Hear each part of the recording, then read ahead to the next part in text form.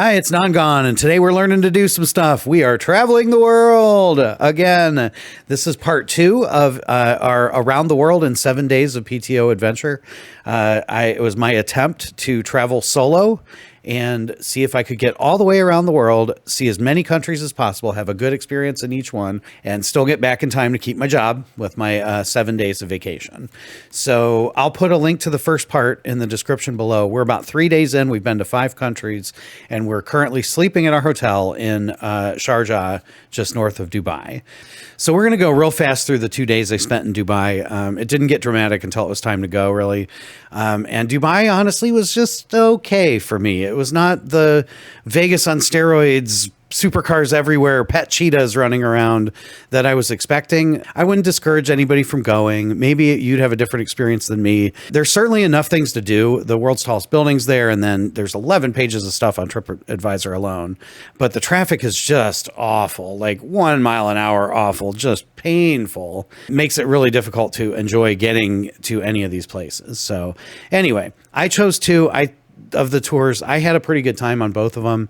The first one was a multi-excursion or multi-activity excursion, afternoon and evening, that included dune bashing, quad biking, camel rides, a barbecue out at a Bedouin camp with like whirling dervishes and belly dancers and all kinds of cool stuff. And my next winner is from that trip, and that's going to be the 6 people I was on the trip with. Right there. Here they are. All right, you guys are all getting this. Say hi. Especially Rakab from Lebanon, who's a subscriber to the channel. I hope you're enjoying this. I hope you enjoy getting to see what we did. Avesh and Atil were from Pakistan, and we're able to translate the Urdu from our driver. So that added quite a bit to the informative nature of the tour. So that was really cool. Second tour I went on was up to the Musandam Peninsula, which is the very tip of the Arabian Peninsula. It's a unique biome with desert fjords, and we went out on a dhow boat with about 50 of us and cruised around the fjords all day, swimming, snorkeling, jumping off the boat. Really, really cool. As an added bonus, that part of the peninsula is actually the country of Oman. So we crossed the border and I got country number 6. So there you go. That left me at the hotel the night before I had to leave early in the morning. So it was about 6 hours, and I was out of clean clothes, and that's where we're going to go next. The next winner is washing your clothes in a hotel room. Rather than carry 12 outfit, I carried 4 and some laundry soap. And I was able pretty quickly and easily with using these little packets to get all my clothes clean, and that was fine. But that leaves us the next loser, which is drying your clothes in a hotel room. I guess anybody that's hand washed clothes knows this, but 6 hours is definitely not long enough for any of your clothes to dry even a little bit. So when I woke up to pack up for the airport, all my stuff was still dripping wet. Okay, we're up to day 6. I've been waiting to tell you about this one. So I almost got shot in Saudi Arabia. I almost got robbed in the Philippines. More on that later. But this day right here, day 6, was the worst day of the trip, and it was not even close. A lot of losers. I'm gonna put them up on the screen. A couple of bright spots too. If you keep a positive attitude, you'll find silver linings, and there were definitely some on this day. I woke up sick. It is a natural consequence of being around people in airplanes and airports. No matter how careful you are, it's going to happen sometimes. So also I had my wet clothes still to pack in my backpack, so that's not good either. And I had to be at the airport at 3 a.m. for my 5 a.m. flight. Speaking of flights, let's talk about flights. So the master itinerary, originally leg 2, was Dubai to Sri Lanka with like 20 hours there, and then Sri Lanka to Singapore. And about 6 weeks before my trip, the airline canceled this flight right here, and I learned why you never ever want to book a flight through kiwi.com nomad mode. If an airline cancels your flight and you didn't pay them like $300 for their basic customer service, you'd be given 2 options. One is to book a replacement flight at full price, which is strangely higher than if you did it on its own through Kiwi. Seems predatory to me. And forego any recompense for the airline canceling your flight. They're not even going to ask them for the money back, which is really weird. The second option is they will ask for the money back from that flight, but only if you cancel your entire trip. What? Out of their mind. I don't understand. And the other 10 flights didn't cancel, so they're not going to give you any money back. Anyway, I'm not going to ruin the video complaining about that. I'll do that in a separate video. So you want to hear what I got to say about Kiwi, come back in a couple weeks. We got some things to say. So I didn't know what I was doing. I took the replacement flight, paid them full price, and we crossed this one off and replaced it with this one. 2 weeks later, the airline canceled this flight going out of Sri Lanka. And I'm like, what is going on? And so I thought about it. I'm like, I'm not just going to throw money every time Kiwi sends me an email. So I booked my own flight on Indigo Airlines through booking.com that skipped Sri Lanka entirely, went straight from Dubai to Singapore. And that's the flight I showed up for at 3 in the morning. I got there and the guy's like, your check-in's not till 8. And I'm like, was it delayed? He's like, no. I'm like, well, because it's weird. It's a 5 a.m. flight. You know, are we traveling in time?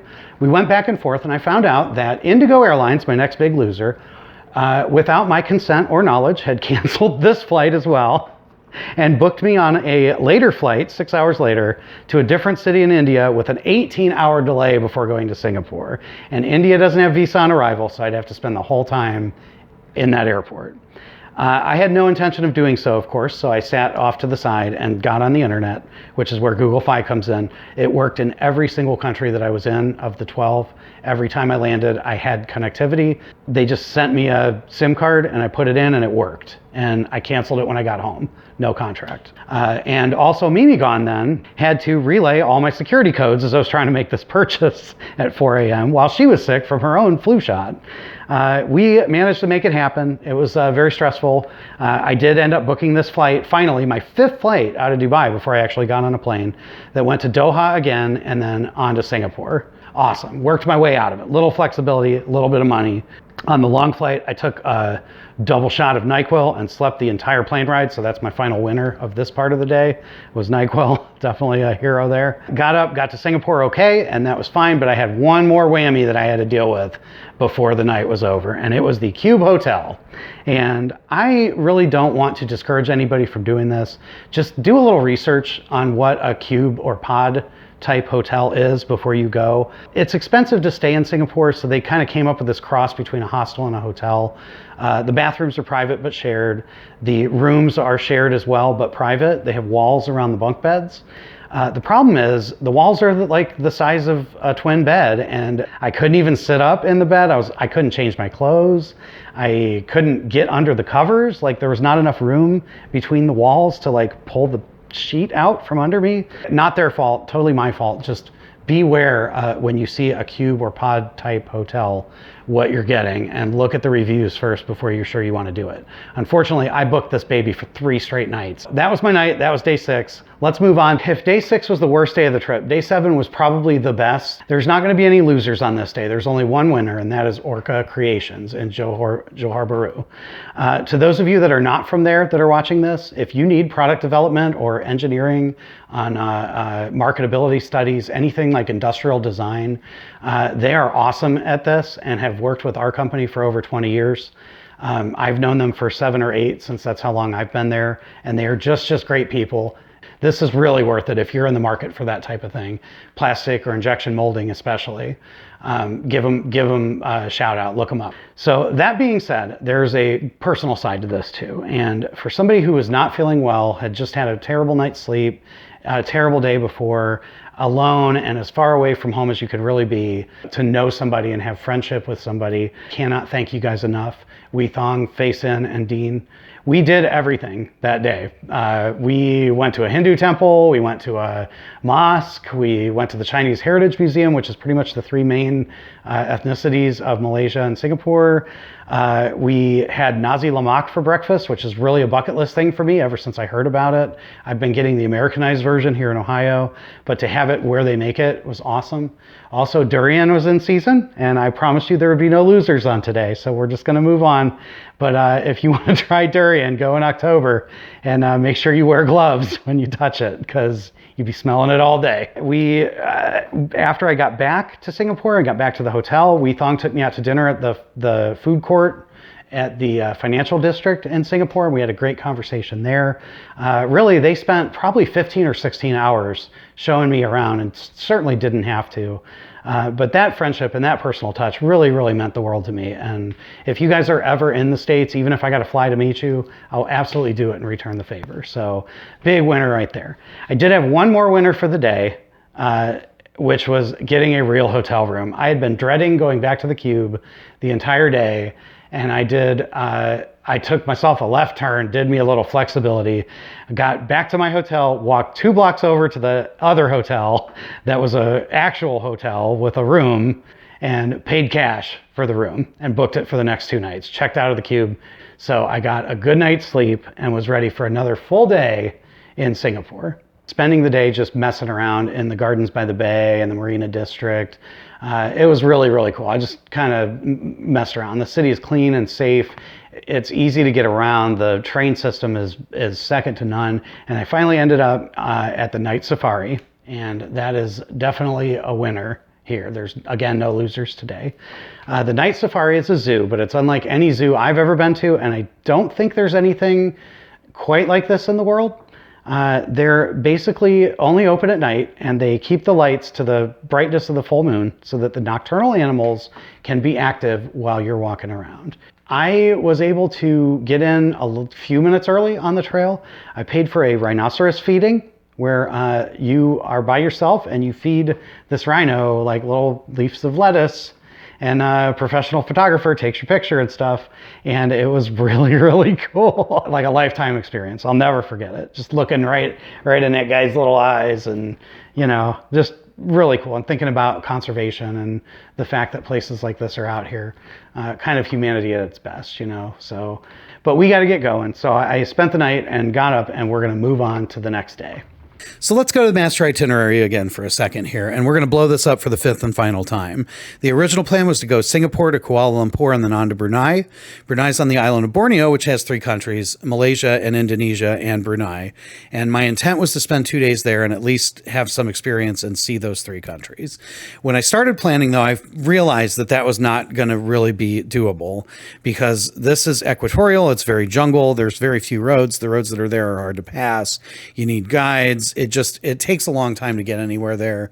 And while the attractions were great, seeing orangutans in their natural habitat, it just wasn't practical for this type of trip. So I had to give that up.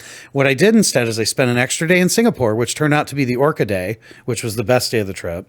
And then I snuck this little flight in direct from Singapore to Jakarta to still catch Indonesia. I took advantage of another Capital One venture perk, which is their Premier Collection, which I normally don't have the money to do, but this luxury hotel is new. They're very aggressive on their pricing, and their room was like $230 a night.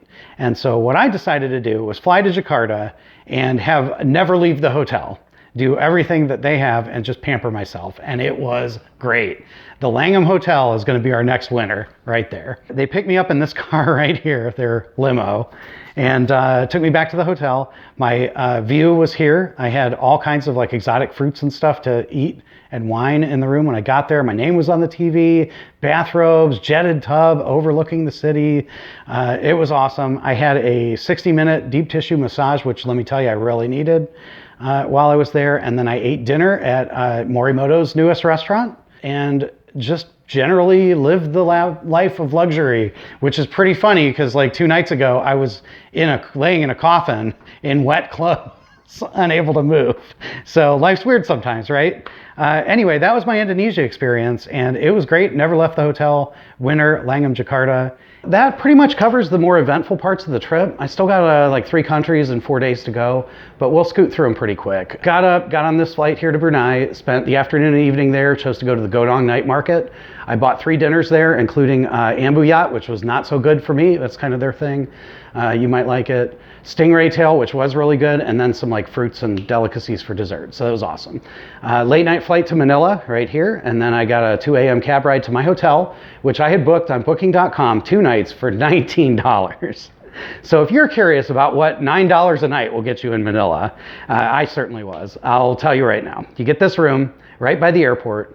It has no blanket, only a sheet. It has 1 plug to split between the air conditioning and your TV, and also your phone and your charger. So you get a bathroom with no toilet paper. Good thing I had those wipes, and no walls, just a hand sprayer and some tiles, and that was pretty much it. So unfortunately, it also gets you a hotel in kind of a rough neighborhood. And I learned this because I made a stupid choice, which was to try to walk to the ocean from the hotel.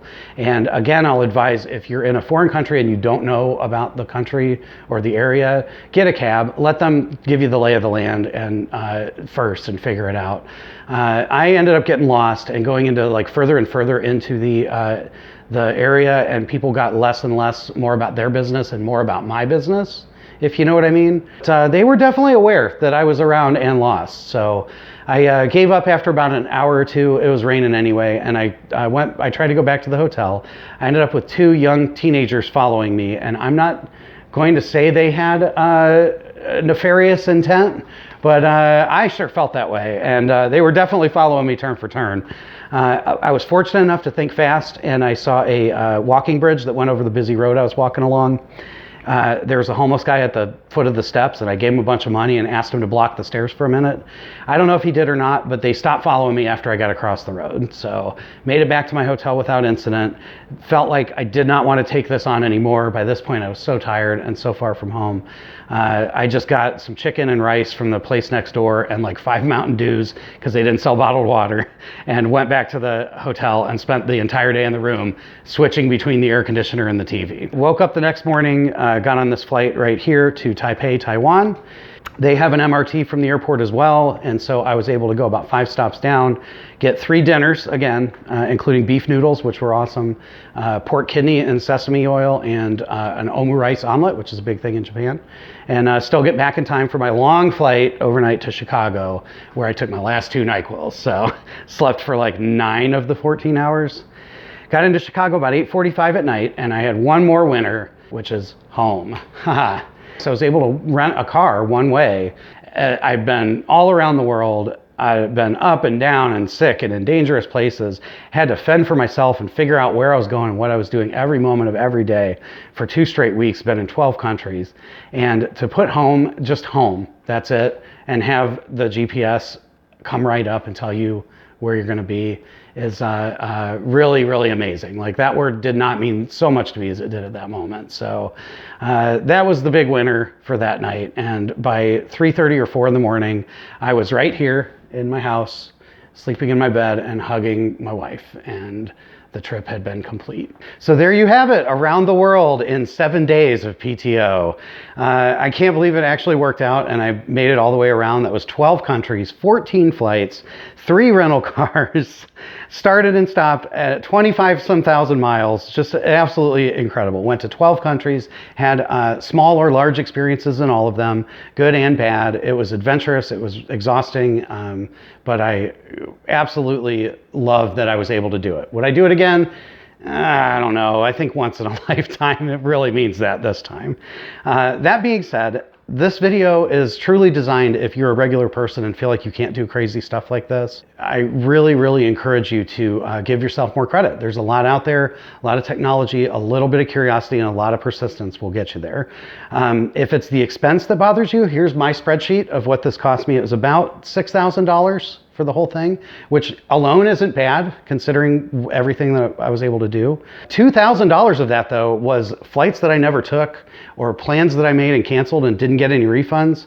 So you probably, if you learn from my mistakes, could do this for like $4,000. So you can do it. It is not like a $100,000 project or anything. So I'm going to go ahead and end this by giving the award for the biggest winner and the biggest loser on the trip. I figure that was the theme. Why not? I want to close on a positive note, so we'll do the loser first, and that is Kiwi.com Nomad Mode. Congratulations. Of all the things that sucked, you sucked the most. I mentioned why it's good in an earlier video and why it's bad earlier in this one, so I won't go back into that. I'll also be doing a separate video detailing everything about this, because I really think the word needs to get out there about how predatory this stuff is.